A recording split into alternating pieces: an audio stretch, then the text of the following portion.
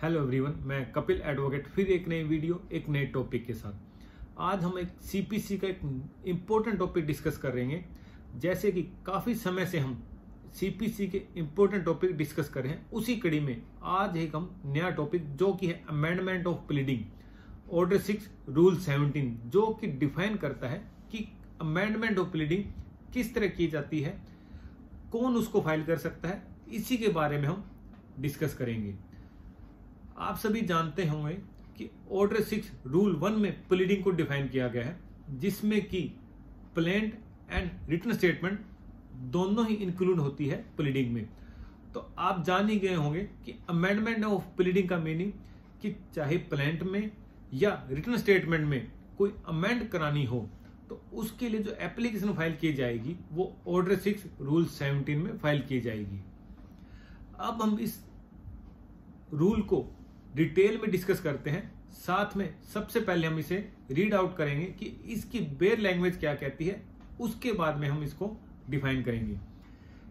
जो bear language है वो ये कहती है द कोर्ट में एट एनी स्टेज, कि किसी भी स्टेज पर ऑफ द प्रोसीडिंग, की प्रोसीडिंग है किसी भी प्रोसीडिंग की किसी भी स्टेज पर allow either party to alter or amend his pleading in such manner, कि किसी भी पार्टी को अलाउड कर सकती है कि वो अपनी प्लीडिंग है उसको अमेंड या अल्टर कर सकती है। And on such term as may be just, और अलाउड करते टाइम कोर्ट उस पर कोई टर्म्स लगा सकती है, यानी कि कोस्ट है वो लगा सकती है पार्टीज पर अमेंडमेंट ऑफ प्लीडिंग की जो एप्लीकेशन अलाउड करते टाइम। ये तो बात हुई कि कौन एप्लीकेशन फाइल कर सकता है, चाहे प्लेंटिफ हो या डिफेंडेंट हो, क्योंकि यहां पर आइदर पार्टी वर्ड यूज किया गया है। और किस स्टेज पर, any stage of the proceeding, की प्रोसीडिंग की कोई भी स्टेज हो उस स्टेज पर यह एप्लीकेशन फाइल की जा सकती है और अलाउ की जा सकती है कि प्लीडिंग में अल्टर या अमेंड करवाने के लिए। अब ये बात आती है कि कोर्ट किस बेसिस पर इस एप्लीकेशन को अलाउड करेगी। जो सेकंड पार्ट है वो ये कहता है and all such amendment shall be made as may be necessary for the purpose of the determining the real question in controversy between the parties, कि जो अमेंडमेंट ऑफ प्लीडिंग एप्लीकेशन लगाई गई है वो इसलिए लगाई गई है कि वो जरूरी है, नेसेसरी है। किस लिए, कि जो रियल क्वेश्चन है कंट्रोवर्सी बिटवीन द पार्टी उसको डिटरमाइन करने के लिए। क्योंकि कोर्ट हमेशा जो भी जजमेंट देती है केस में वो on the basis of pleading के बेसिस पर दी जाती है, जो प्लेंट और डब्ल्यूएस के थ्रू फाइल की जाती है कोर्ट में। कई बार ऐसा होता है कि at the time of the beginning party से कुछ अपनी प्लीडिंग में रह जाता है जो कि इंपॉर्टेंट होता है, जो कि जरूरी होता है डिटरमाइन द रियल क्वेश्चन को डिटरमाइन करने के लिए। उस बेसिस पर कोर्ट उस एप्लीकेशन को अलाउड कर सकती है कि ये जरूरी है, जो रियल क्वेश्चन है कंट्रोवर्सी का बिटवीन द पार्टी उसको डिटरमाइन करने के लिए। अब ये बात आती है कि जो एप्लीकेशन है क्या वो किसी भी स्टेज पर फाइल की जा सकती है। इसका जो प्रोवाइजो है वो ये कहता है कि provided at no application for amendment shall be allowed after the trial has commence, कि ट्रायल कमेंस होने के बाद में, कि प्लेंट फाइल होने के बाद में डब्ल्यूएस फाइल हो जाता है, उसके बाद इशू फ्रेम हो जाता है, और जब एविडेंस पे केस आ जाता है तो हम ये मानते हैं कि ट्रायल स्टार्ट हो गया है केस में। उसके बाद में अमेंडमेंट ऑफ प्लीडिंग वो अलाउड नहीं की जाएगी। लेकिन इसमें भी एक एक्सेप्शन है, कहता है unless the court comes to the conclusion that in spite of the due diligence the party could not have raised the matter before the commencement of trial, before the commencement of trial, कि party ने कोशिश तो की, या हम ये कह सकते हैं कि पार्टी मैलाफाइड नहीं थी, वो जानबूझकर उसने ऐसा नहीं किया कि वो जानबूझकर मैटर कोर्ट के सामने नहीं लाई। अगर कोर्ट को ऐसा लगता है तो उस बेसिस पर ट्रायल स्टार्ट होने के बाद भी उस एप्लीकेशन को अलाउड कर सकती है।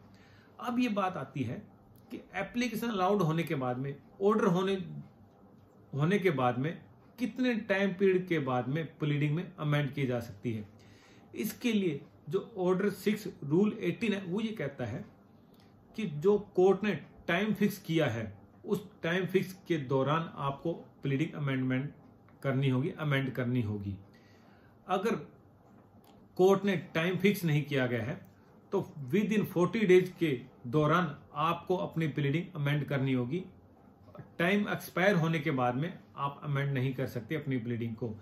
अगर कोर्ट उस टाइम पीरियड एक्सपायरी होने के बाद में अगर टाइम पीरियड एक्सटेंड करती है तो टाइम पीरियड एक्सपायरी होने के बाद में आप उस प्लीडिंग को अमेंड कर सकते हैं। सिंपल वे में हम ये कहेंगे कि जो कोर्ट ने टाइम पीरियड फिक्स किया उस दौरान अगर टाइम पीरियड फिक्स नहीं किया है तो विद इन 40 डेज, इस टाइम पीरियड निकल जाने के बाद में आप प्लीडिंग अमेंड नहीं कर सकते जब तक कोर्ट उस टाइम को एक्सटेंड नहीं करती। तो यह था अमेंडमेंट ऑफ प्लीडिंग कि अमेंडमेंट ऑफ प्लीडिंग कौन कर सकता है, कौन सी पार्टी इस एप्लीकेशन को फाइल कर सकती है, क्या ये किसी भी स्टेज पर की जा सकती है और टाइम पीरियड इसका कितना है अगर एप्लीकेशन अलाउड हो जाती है। अब बात आती है कि क्या सब्जेक्ट मैटर अगर चेंज होता है, कोज ऑफ एक्शन चेंज होता है एप्लीकेशन फाइल करने के बाद में अमेंडमेंट ऑफ प्लीडिंग, क्या उस एप्लीकेशन को अलाउड किया जा सकता है। इसके लिए ऑनरेबल सुप्रीम कोर्ट की एक जजमेंट थी state of Andhra Pradesh versus messrs pioneer building 2006। इस जजमेंट में ऑनरेबल सुप्रीम कोर्ट ने कहा कि अगर अमेंडमेंट ऑफ प्लीडिंग के बाद कोज ऑफ एक्शन या सब्जेक्ट मैटर चेंज होता है तो उस एप्लीकेशन को अलाउड नहीं किया जाएगा। इसी तरह एक जजमेंट और थी जो कि किस बेसिस पर एप्लीकेशन को अलाउड किया जाएगा। इसके लिए ऑनरेबल सुप्रीम कोर्ट ने Rajesh Kumar Agarwal versus K Modi 2006 honourable Supreme Court judgment थी। इस जजमेंट में ऑनरेबल सुप्रीम कोर्ट ने कहा कि जो एप्लीकेशन अलाउड की जाएगी, जो उसका बेसिक टेस्ट होगा कि क्या अमेंडमेंट ऑफ प्लीडिंग की जानी चाहिए या नहीं की जानी चाहिए, उसकी जो रियल टेस्ट है कि क्या अमेंडमेंट ऑफ प्लीडिंग नेसेसरी है, determine the real question of controversy between the party. अगर जरूरी है उस क्वेश्चन को डिटरमाइन करने के लिए जो कंट्रोवर्सी बिटवीन द पार्टी, तो एप्लीकेशन को अलाउड किया जाएगा। तो आज का हमारा यही टॉपिक था अमेंडमेंट ऑफ प्लीडिंग, जो कि ऑर्डर 6 रूल 17 एंड 18 में डिफाइन किया गया है। जल्द मिलते हैं एक नए टॉपिक के साथ। अगर आपने अभी तक मेरे चैनल को सब्सक्राइब नहीं किया तो चैनल को सब्सक्राइब कर दीजिए, बेल बटन आइकॉन को ऑन कर दीजिए। Thank you.